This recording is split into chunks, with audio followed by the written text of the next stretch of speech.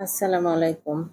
আজ খুব সহজ পদ্ধতিতে অল্প সময়ে সহজভাবে চিকেন রোস্ট। প্রথমে এখানে ১ কাপ তেল দিয়েছি। তেলের মধ্যে দিয়েছি কিছু গরম মসলা। সেই সাথে দিয়েছি পেঁয়াজ এবং কাঁচামরিচ।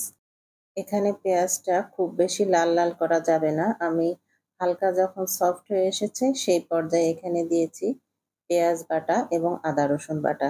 এখানে ২ টেবিল চামচ পেঁয়াজ বাটা এবং ১ টেবিল চামচ আদা রসুন বাটা আছে। সেই সাথে দিয়েছি শুকনা মরিচ।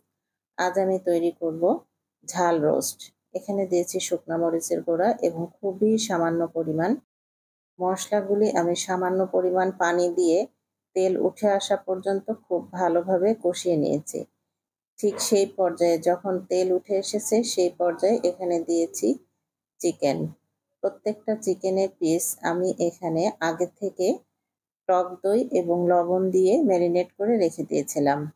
আমি আগেই বলেছি আজকে খুব সহজ পদ্ধতিতে রোস্ট তৈরি করব। আমি কিন্তু আজকের রোস্টগুলি কোনোভাবে ভেজে নিইনি। এখানে সরাসরি ম্যারিনেট করা চিকেনগুলি ব্যবহার করেছি। আমি এখানে চিকেনটা ১ ঘন্টা আগে ম্যারিনেট করে রেখে দিয়েছিলাম। এভাবে ম্যারিনেট করে রোস্ট রান্না করলে সেটাও যে এত টেস্টি হতে পারে সেটা আপনারা তৈরি করে না খেলে বুঝবেন না। এবার আমি এর মধ্যে দিয়েছি পরিমাণ মতো পানি এবং গরম মসলা। সাথে দিয়েছি বাদাম বাটা।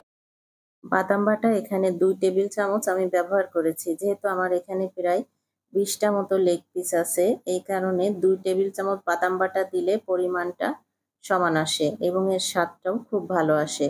আমি এবার ঢাকা দিয়ে সম্পূর্ণ পানিটা শুকিয়ে যাওয়া পর্যন্ত রান্না করে নিব। এই পর্যায়ে এখানে আমি গরম পানির মধ্যে ২ টেবিল চামচ গুঁড়া দুধ মিশিয়ে সেই পানিটা ব্যবহার করেছি। এখানে সম্পূর্ণ রান্নাটাই লাস্টের দিকে কিন্তু দুধে তৈরি হবে।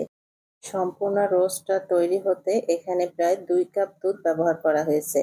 শেষের দিকে এখানে আমি দিয়েছিলাম পেঁয়াজের বেরেস্তা।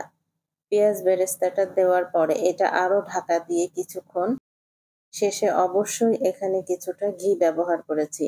এই ঘিটা দেওয়ার পরে ঢাকা দিয়ে যদি কিছুক্ষণ চুলার উপরে যদি ঢাকা দিয়ে রাখা যায় তাহলে এর টেস্টটা যেন অনেকাংশেই বেড়ে যায়। আসলে যেকোনো দাওয়াতের আয়োজনে রোস্ট ছাড়া যেন চলেই না। আবার কিছুদিন পর পর বাচ্চাদের বায়না। এটা আমি একটি দাওয়াতের আয়োজনের জন্য তৈরি করেছিলাম। ২০ পিস রোস্ট আছে এখানে। বেশি রোস্ট হলেই আমি ভেজে নিইনি, একবারে বসিয়ে দিয়েছি। তবে এটার স্বাদ ঠিক এইভাবে যদি তৈরি করতে পারেন তাহলে মুখে লেগে থাকবে ইনশাআল্লাহ। আমি চেষ্টা করেছি খুব সহজভাবে সহজ পদ্ধতিতে আজকের রেসিপিটি তৈরি করতে এবং সেটাই আপনাদের মাঝে শেয়ার করলাম। আশা করি ভালো লাগবে। ভালো লাগলে লাইক, কমেন্ট, শেয়ার দিয়ে পাশে থাকবেন। আল্লাহ হাফেজ।